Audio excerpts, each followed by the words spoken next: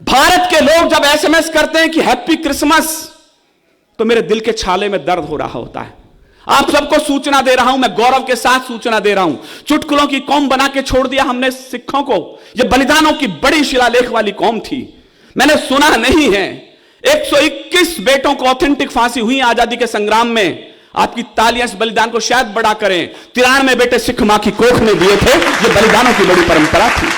मैंने सुना नहीं इतिहास के अंदर कि ऐसा हुआ हो। यह कौम शीश देकर जन्मी, यह कौम शीश की दानी है। यह 7 दिन पंजाब में शोक का सप्ताह माना जाता है। धरती पे सोते हैं लोग। गुरु के 4 बेटे बलिदान हो गए।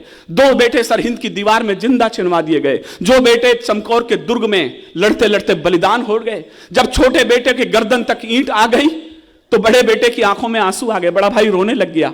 छोटे ने कहा, बड़े भैया बलिदान के वक्त आया तो आंखों में आंसू आ गए, कायर हो, रोते क्यों हो? जो बलिदान छोटे बेटे ने बोलते समय कहा, बड़े बेटे ने जवाब दिया, मेरे रोंगटे खड़े हैं। उसने कहा, छोटे इसलिए नहीं रोता कि बलिदान का वक्त आ गया, रोता इसलिए हूं कि इस दुनिया में आया पहले मैं था और जा तू रहा है। वाह वाह। बचपन में कभी भगवा ध्वज के सामने नमस्ते सदा वत्सले बोलते समय हमने ये श्लोक बोलते समय गीत पढ़ा था। जोरावर जोर से बोला, फतेह सिंह शोर से बोला। कहीं बैठे तो दिया कर रहा बधिया कटेम के लोग, तो जरा मेरे इस लाइन पर अपना साथ दें। फरावर जोर से बोला, फतेह सिंह शोर से बोला, रखो ईंटें भरो गारे, चुनो दीवार हत्यारे, निकलती सांस बोलेगी यही दीवार बोलेगी, हमारे देश की जय हो, हमारे धर्म की जय हो, हमारे देश की जय हो, हमारे धर्म की जय हो।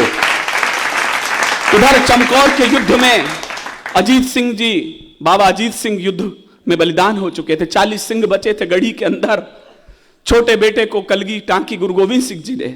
सिख परंपरा में यह तरीका है कि मां कलगी टांगती है, लेकिन मां उस दिन वहां थी नहीं। तो गुरु गोविंद सिंह जी पिता और मां के दोनों धर्म निभाए और उसे कलगी टांग के भेजा। छोटा बेटा थोड़ी देर बाद वापस लौटा।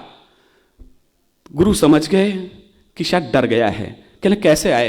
कहले पिताश्री प्यास लगी है, पानी पिला दो। गुरु गोविंद सिंह ने आंखों में लाल डोरे उभरे और एक ही वाक्य बोला, शर्म नहीं आती युद्ध क्षेत्र में खड़े हो, शत्रु के लहू से प्यास क्यों नहीं बुझा लेते? क्या कहने, वाह।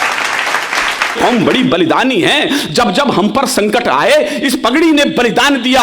गुरुओं ने मस्तक चढ़ा दिए, अपने प्राणों का दान दिया। कुछ को आरे से चिनवाया, कुछ थे रुई से जलवाए, कुछ सूली ऊपर टांक दिए, कुछ दीवारों में चिनवाए।